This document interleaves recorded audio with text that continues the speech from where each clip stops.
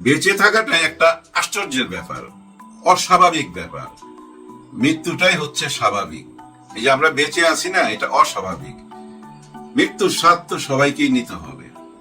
জানেন, আমার মা দেশে, আমি ঢাকা থেকে খবর পাইলাম মা খুব অসুস্থ। মা আমার কাছেই ছিল। 1 মাস আগেই মাকে দেশে পাঠাইছি, কারণ বোন বলতেছে যে মাকে আমার কাছে দে। তার কাছে নিয়ে গেছে সে। 1 মাস পরে যখন খবর পাইলাম মা খুব অসুস্থ, সঙ্গে সঙ্গে রওনা দিলাম দুপুরবেলা। সন্ধ্যার আগেই পৌঁছে গেছি আমি। যাই দেখি যে ভাই আত্মীয় স্বজন বোনের বাড়িতে সবাই চোখে পানি। আমি গাড়ি থেকে নাইমা মার কাছে গেলাম, দেখি যে মা নিস্তব্ধ, সবাই কান্নাকাটি। আমি কি হয়েছে? অনেকক্ষণ যাবৎ কোনো কথা বলতেছে না, মুখে পানি দিছি, পানি নেয় নাই। আমার না বুঝছেন, পুরা কলিজাটা কাইপা উঠলো। আমি সঙ্গে সঙ্গে মায়ের গায়ে হাত দিলাম, মা মা বলে চিৎকার করলাম। সঙ্গে সঙ্গে মা জানে নইরাই উঠছে, একদম মানে নড়াচড়া করে উঠলো মা। এবং আমার দিকে মনে হইলো একটু তাকাইলো, আসলে চোখে দেখতে পাইতো না, মানে ঘাটটা ফিরাইলো। হাতটা কিন্তু আমার হাতের মধ্যে। আমি আবার দেখতেছি আত্মীয় স্বজন কারা কারা আসছে। এদিকে তাকাইতে গিয়েই দেখলাম যে ওনার হাতটা না ছাইরা দিতেছে, মানে আমাকে ছাইরা দিতেছে। আমি আমার সঙ্গে সঙ্গে ধরার চেষ্টা করলাম, কিন্তু ধৈর্য রাখতে পারলাম না। অনেক ডাকলাম, অনেক ডাকলাম, আর সাড়া দিল না। আমার কি মনে হলো জানেন? আমি বোধহয় আজরাইলকে সঙ্গে করে নিয়ে আসলাম। হ্যাঁ, আমি যাওয়ার ঠিক 1 থেকে 1.5 মিনিট ভাই, এর মধ্যে মা নাই। যার জন্য বললাম ভাই, মৃত্যুটাই স্বাভাবিক, বেঁচে থাকাটাই অস্বাভাবিক। এই মুহূর্তে মানে আমি যখন কথা বলতেছি, এখন রাত্রে 9:30 বাজে, এই মুহূর্তে যে অবস্থা বেগম খালেদা জিয়ার, আমার মন বলতেছে তারেক রহমান সাহেবকে এক নজর দেখার জন্যই উনি বোধহয় বাইচে আছে। হ্যাঁ, আমি যেটুক শুনলাম হাসপাতালের খবর। যাই হোক, আল্লাহ ওনাকে হায়াত দারাজ করুক, সবাই দোয়া করবেন ওনার জন্য। এবং আমি মনে করি সরকারের উচিত, হ্যাঁ, মুখ খোলা উচিত সরকারের। সরকারের না এই মুহূর্তে বলা উচিত, আমার সেন্সে আর কি, যদি সরকার বলতো যে আপনি তাড়াতাড়ি চলে আসেন, আপনার মার অবস্থা ভালো না, আপনার নিরাপত্তার দায়িত্ব সরকার দিবে, এটা তো বলতেই পারে, তাই না? কেন বলতেছে না আমি জানি না। হ্যাঁ, সরকার যদি একটা নিরাপত্তা দিত, উনি যদি আসতো, অনেক সমস্যার সমাধান হইতো ভাই। দেখেন, এই মুহূর্তে বিএনপি অনেক বড় সংকটে পড়ছে, মহা সংকটে চারিদিক থেকে। দেখেন, সামনে নির্বাচন অলরেডি শুরু হয়ে গেছে, নির্বাচনের ঘোষণা দিয়ে দিছে। যেমন জামাত ইসলামকে দেখলাম আজকে ওনারা 8 দল নিয়ে খুলনাতে মহা সমাবেশ করতেছে। কিন্তু ওই সমাবেশ থেকে আবার একটা দাবি তুলছে হ্যাঁ না ভোট নিয়ে।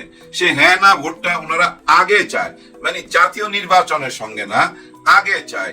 কেন আগে চাইলো হঠাৎ কইরা, এর মধ্যে ভাই অনেক বড় রহস্য থাকতে পারে। হ্যাঁ, এমনও হইতে পারে সরকারকে চাপের মুখে রাখা, যেন হ্যাঁ না ভোট থেকে সইরা না আসে। আর যদি ওনারা হ্যাঁ না ভোটটা জাতীয় নির্বাচনের আগে চায়, তাহলে ভাই জাতীয় নির্বাচনটা আমার মনে হয় পিছাইতে হবে। জানি না কি হবে। যাই হোক, সংকটে পড়ছে নির্বাচনও, সংকটে পড়ছে হ্যাঁ না ভোটও, সংকটে পড়ছে বিএনপি। কারণ কি জানেন? এই মুহূর্তে বেগম খালেদা জিয়ার যে অবস্থা, এই অবস্থায় নির্বাচনী প্রচারণা যে নামবে, এই মন মানসিকতা তো লাগে, তাই না? ওনাদের নেত্রী হাসপাতালে জীবন মৃত্যুর মাঝখানে, এবং ওনাদের নেতা লন্ডনে, দেশে আসতে পারতেছে না, ওনার জীবন হুমকির উপরে। তার মানে কি মহাবিপদ না চারিদিক থেকে? দেখেন, আল্লাহ মহা উত্তম পরিকল্পনাকারী। উনি কিভাবে পরিকল্পনা করে রাখছে কেউ জানে না। যে নির্বাচন কইরা বিএনপি সারা বছর চিৎকার করলো, সে নির্বাচন কিন্তু দিয়ে দিল, কিন্তু সেই নির্বাচন এখন হুমকির মুখে। নির্বাচন যে হুমকির মুখে কেন বলতেছি, দেখেন বিভিন্ন টক শোতে, বিভিন্ন চ্যানেলে যেসব আলোচনা হচ্ছে, যারা আলোচনা করতেছে সবাই কিন্তু একটাই কথা বলতেছে, নির্বাচন হবে কিনা, মানে বিশ্বাস করতে চায় না। অথচ দেখেন, এই নির্বাচনের জন্য ইনারাই কিন্তু এই টক শোতে চিৎকার করছে। আবার দেখেন, এই বিএনপিও কিন্তু নির্বাচনের জন্য চিৎকার করছে। সেই নির্বাচন চলে আসছে, এখন নির্বাচন কি হবে কি হবে না, এইটা নিয়ে প্রশ্ন। কারণ ওই যে সংকট, নেতৃত্বের সংকটে পড়ে গেছে বিএনপি। বাস্তবতা মানতে হবে আপনাদেরকে। এই মুহূর্তে আমি মনে করি নির্বাচন যদি পিছিয়ে দিত তাহলে বিএনপির জন্য সবচেয়ে বেশি ভালো হইতো। এটা আমার ব্যক্তিগত ধারণা। কারণ যতক্ষণ পর্যন্ত তারেক রহমান সাহেব না আসবে এবং বেগম খালেদা জিয়ার কি হয় এক উপরওয়ালা জানে। সবাই দোয়াতে রাখবেন, আপনি তো দোয়াতে রাখবেন বেগম খালেদা জিয়াকে। আগামীকালের সূর্যটা আমার ভাগ্যে আছে কিনা, বা আপনারা যারা এই ভিডিওটা দেখতেছেন আপনাদের কারো কারো ভাগ্য নাও তো থাকতে পারে। এইটাই তো বাস্তবতা।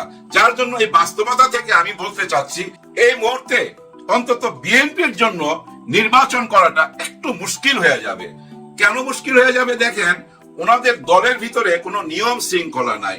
আপনারা নিজেরাই বলেন, নিজেদেরকে প্রশ্ন করেন, যদি আপনি বিএনপি করে থাকেন আপনি নিজেকে প্রশ্ন করেন সেই পরিবেশটা কি আছে? কেউ আইনা জাহাজ বেচা ফেলাইতেছে ভাই। একটা জাহাজ ভাড়া নিছিল ওনারা কয়েকদিনের জন্য, ওইটা আইনা ভাঙা কাইটা বেচা ফেলাইতেছে। আবার দেখেন খুলনা আদালতের সামনে খুন খারাপি হয়েছে। আমি কিন্তু এটা বলতেছি না যে ওনারা এই কাজ করছে, আমি বলতে চাচ্ছি দেশের পরিবেশটা, পরিস্থিতিটা কোন দিকে যাচ্ছে। দেখেন ডক্টর মোহাম্মদ ইউনূস স্যার তিনটা কথা দিছিল। তিনটা কথা কি? আমি বিচার করবই, আমি সংস্কার করবই, আমি নির্বাচন দিবই।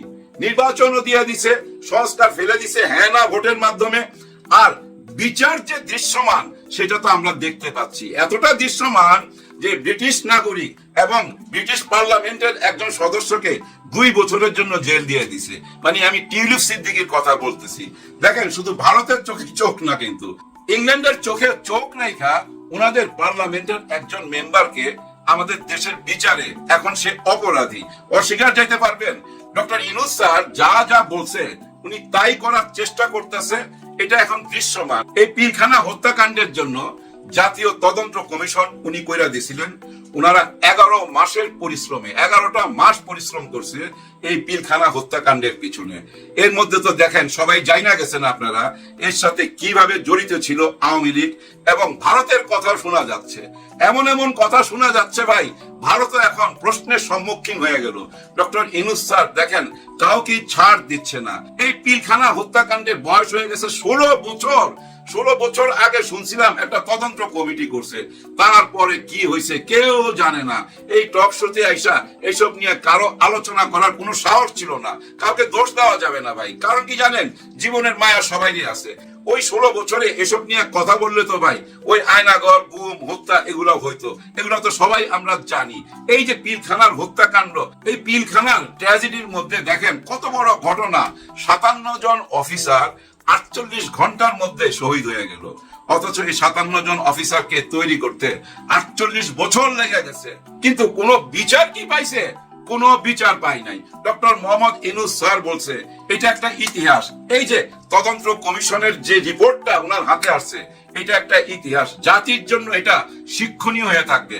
কারণ কি জানেন, এটার যদি বিচার না হয়, হ্যাঁ এটার যদি বিচার না হয়, এই পিলখানা হত্যাকাণ্ডের কথা বলতেছি, ওইটার যদি বিচার না হয়, জুলাই গণ অভ্যুত্থানের যদি বিচার না হয়, শাপলা হত্যাকাণ্ডের যদি বিচার না হয়, তাহলে এই দেশে ভাই আবার ওই বিডিআর হত্যাকাণ্ডের মতো ঘটনা ঘটতে পারে, আবার জুলাই অভ্যুত্থানের মতো ঘটনা ঘটতে পারে, শাপলা চত্বরের মতো ঘটনা ঘটতে পারে। কিন্তু উনি এইটা পুরোপুরি বন্ধ করতে চায় বলেই দেখেন দেশের ভিতর থেকে এবং দেশের বাহির থেকে সবাই চোখ রাঙ্গানিকে উপেক্ষা করে ডক্টর ইউনূস স্যার যা যা কথা দিছে তাই পালন করতেছে।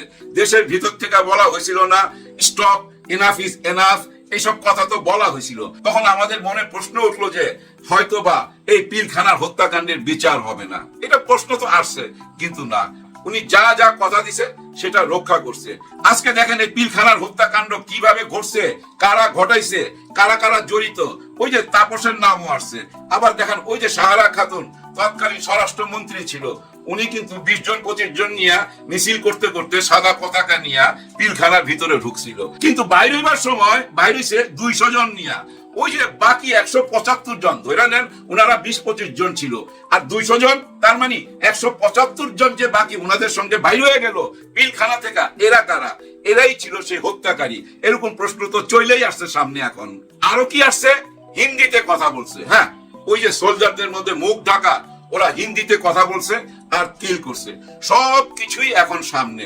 দেখেন এই সব কিছু জাতির সামনে আইনা দিয়া ডক্টর ইউনূস স্যার হয়তো 2-2.5 মাস 3 মাস পর নির্বাচন হয়ে গেলে উনি চলে যাবে।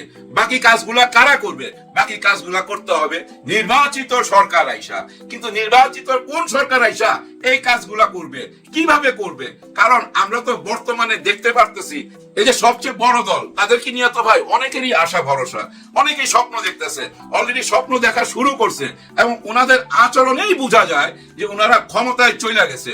আপনারা খেয়াল করলেই বুঝবেন ওনাদের আচার আচরণ কথাবার্তা সব জায়গায় বুঝাই যায় ওনারা ক্ষমতায় চলে গেছে।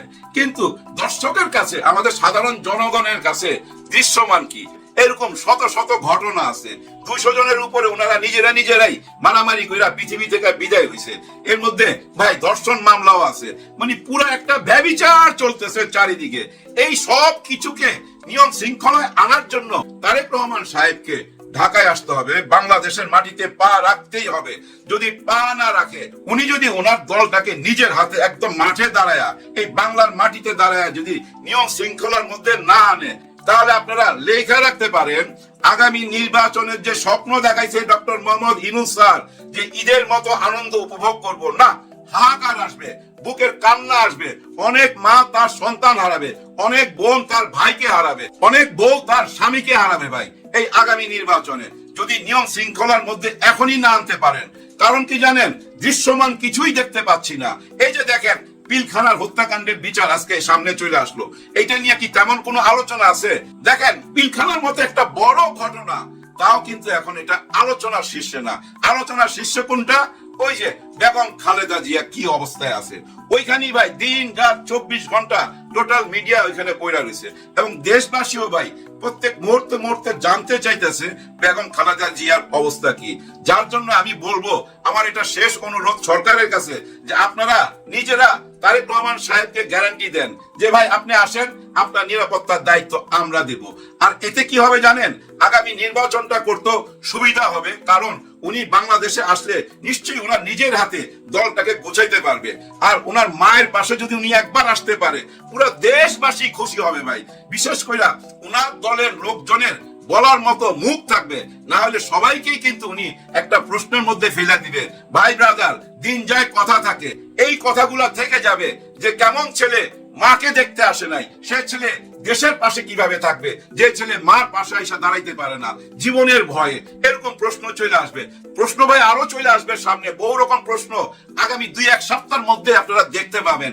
যেমন গণভোটটা নিয়ে সামনে চলে আসলো, গণভোটটা ওনারা জাতীয় নির্বাচন থেকে আলাদা করতে চায়।